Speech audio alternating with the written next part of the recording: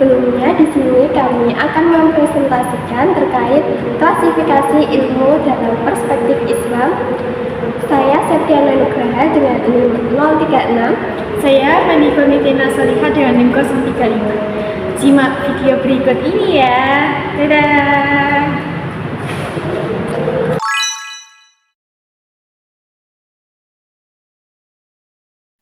Apa itu ilmu? Ilmu dalam perspektif Islam adalah upaya manusia untuk memahami hakikat kehidupan dan alam semesta, baik melalui wahyu maupun melalui akal, dengan tujuan untuk mengenal Allah Subhanahu wa Ta'ala, mengabdi kepadanya, dan memberi manfaat bagi umat manusia. Klasifikasi ilmu-ilmu keislaman yang dilakukan para ilmuwan muslim mempertegas bahwa cakupan ilmu dalam Islam sangat luas, meliputi urusan duniawi dan ukhrawi. Islam menuntun agar dalam mengembangkan ilmu pengetahuan dilakukan secara utuh, yaitu bersumber pada ayat-ayat qauliyah dan sekaligus ayat-ayat kauniyah. Klasifikasi ilmu menurut tokoh-tokoh besar Islam. Yang pertama, yaitu ada Al-Farabi. Secara garis besar, Al-Farabi membagi menjadi 5 klasifikasi ilmu. Yang pertama ada ilmu bahasa, yang terdiri dari sintaks, grammar, puisi, dan lain-lain. Kemudian yang kedua ada logika, yaitu untuk membimbing akal agar berpikir benar dan terhindar dari kekeliruan. Kemudian yang ketiga ada ilmu propaidetik, yang terdiri dari ilmu aritmatika, geometri, optik, astrologi, astronomi, dan lain-lain. Yang keempat ada ilmu fisika atau kealaman dan metafisika. Dan yang kelima yaitu ilmu sosial, yaitu jurisprudensi dan retorika. Selanjutnya, tokoh besar Islam yang kedua yaitu ada Ibnu Sina. Ibnu Sina membagi ilmu pada 2 kategori utama yang masing-masing memiliki cabang, yaitu yang pertama ada ilmu teoritis murni dan yang kedua ada ilmu praksis. Pada ilmu teoritis murni terbagi menjadi ilmu yang paling rendah, ilmu pertengahan, dan ilmu tertinggi. Ilmu paling rendah dinamakan ilmu fisika, sedangkan ilmu pertengahan disebut dengan ilmu riyadi atau matematika, dan ilmu tertinggi yang dinamakan dengan ilmu ilahi atau ketuhanan. Kemudian yang kedua ada ilmu praksis, yang terdiri dari ilmu akhlak, ilmu pengurusan rumah, serta ilmu politik. Ilmu akhlak yaitu tentang bagaimana akhlak dan perbuatan seseorang, sedangkan ilmu pengurusan rumah yaitu tentang peraturan rumah, sedangkan ilmu politik yaitu terkait dengan politik dan diikuti oleh hal-hal yang berhubungan dengan kenabian dan syariat. Nah, maksudnya berhubungan dengan kenabian yaitu panduan politik berdasarkan wahyu atau ajaran Nabi, sedangkan dengan syariat yaitu aturan hukum agama yang mengatur kehidupan masyarakat.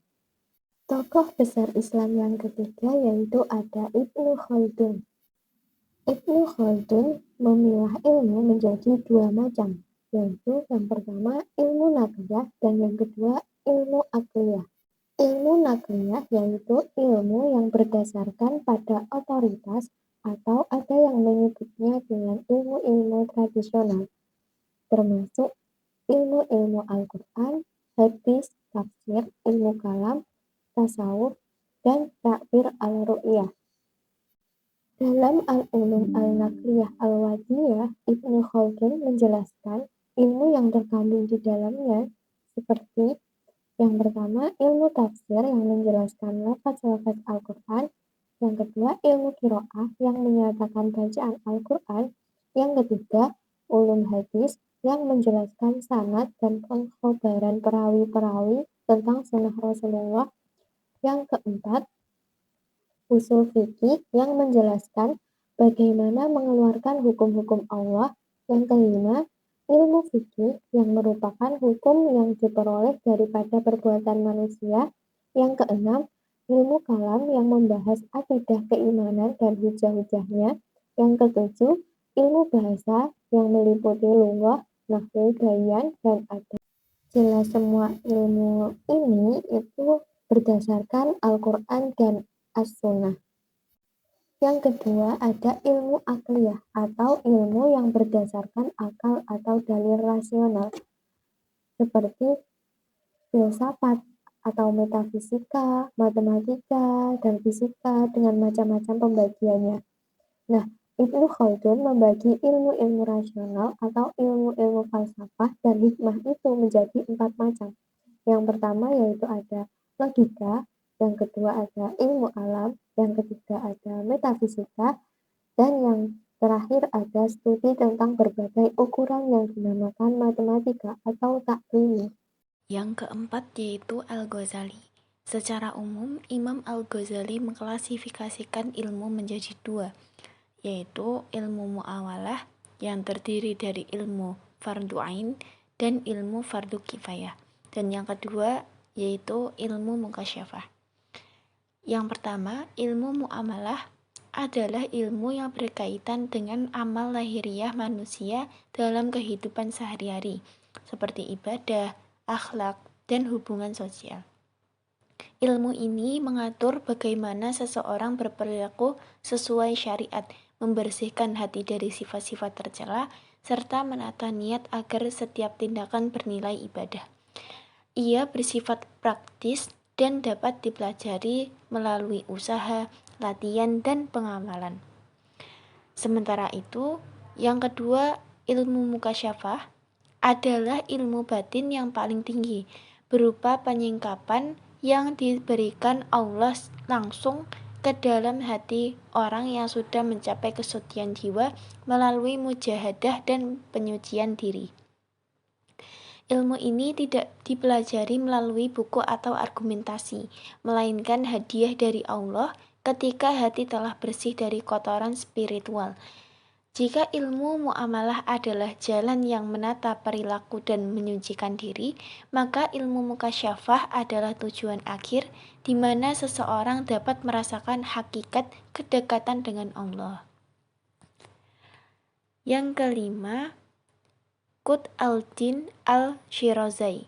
Qutb al-Din al-Shirazi membagi pengetahuan menjadi dua jenis, yaitu filosofis atau al-hikmi dan non-filosofis ghair al-hikmi. Yang pertama, pengetahuan filosofis al-hikmi adalah pengetahuan yang diperoleh melalui proses akal dan penyelidikan rasional yang mendalam. Pengetahuan ini mencakup pemahaman tentang hakikat wujud, sebab akibat, dan prinsip-prinsip metafisika, sehingga menurut kemampuan berpikir logis, sistematik,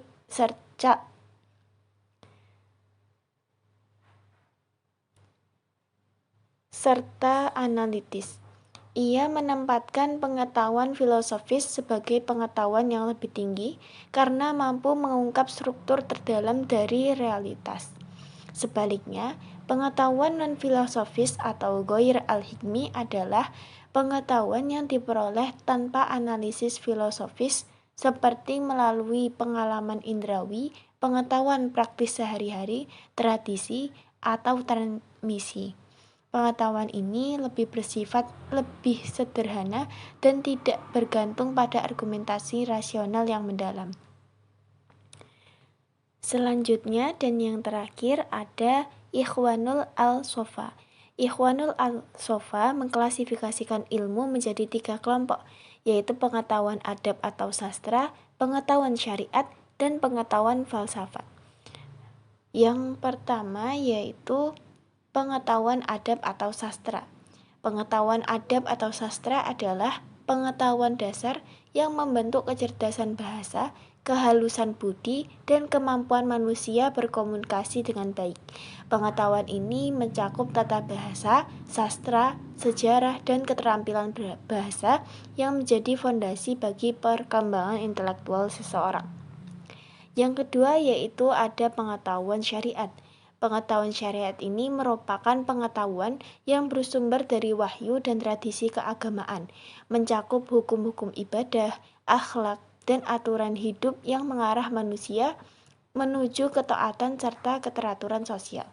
Syariat dipandang sebagai pedoman moral dan praktis yang menjaga keseimbangan kehidupan. Yang terakhir yaitu pengetahuan filsafat.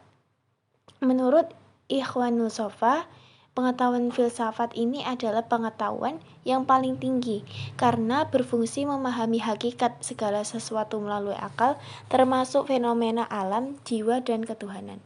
Filsafat menuntut manusia dari pengetahuan lahiriah menuju pengetahuan batiniah, sehingga ia dianggap sebagai jalan untuk mencapai kebenaran tertinggi dan penyempurnaan jiwa.